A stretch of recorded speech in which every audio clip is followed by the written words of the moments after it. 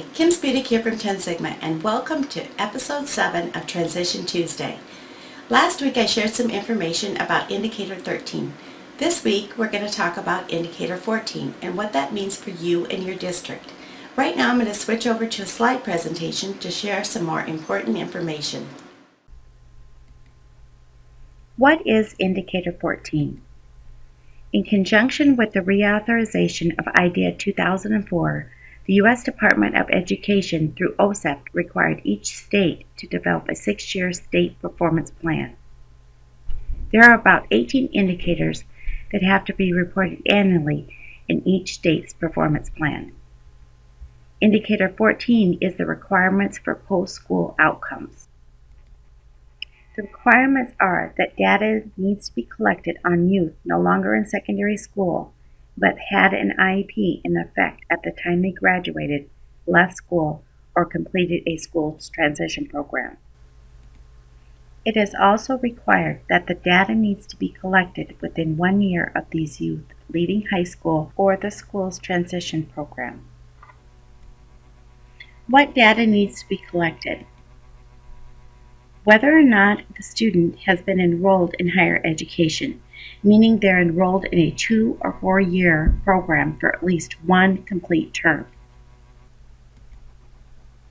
Whether or not the student has been competitively employed, which means they have worked for pay at or above the minimum wage with others who are not disabled for 20 or more hours a week for at least 90 days.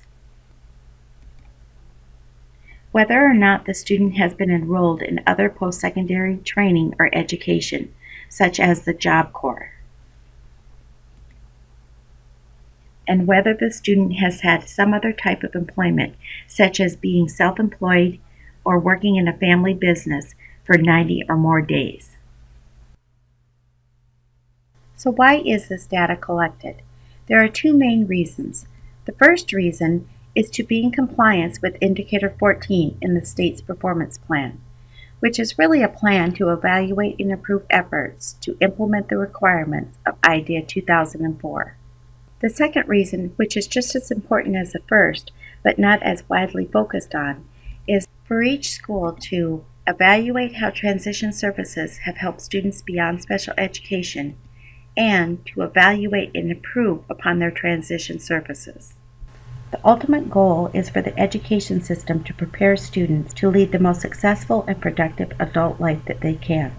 Most of these students have been in school for 12 to 16 years preparing for their adult life.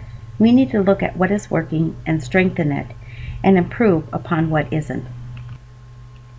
How is data collected for Indicator 14? Each state has established their own system.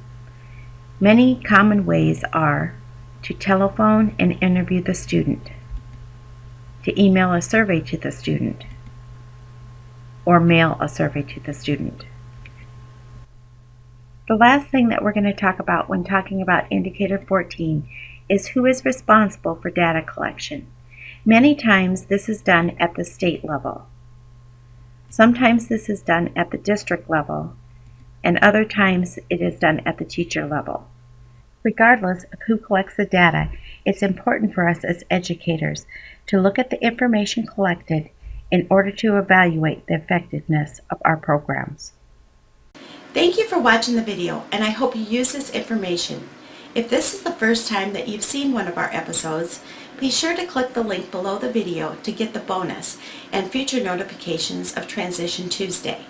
If you've seen past episodes, be sure to check your email for the bonus we just sent over. Make sure to like the video and leave your comments and suggestions for next week's topic. Have a great week. See you next Tuesday.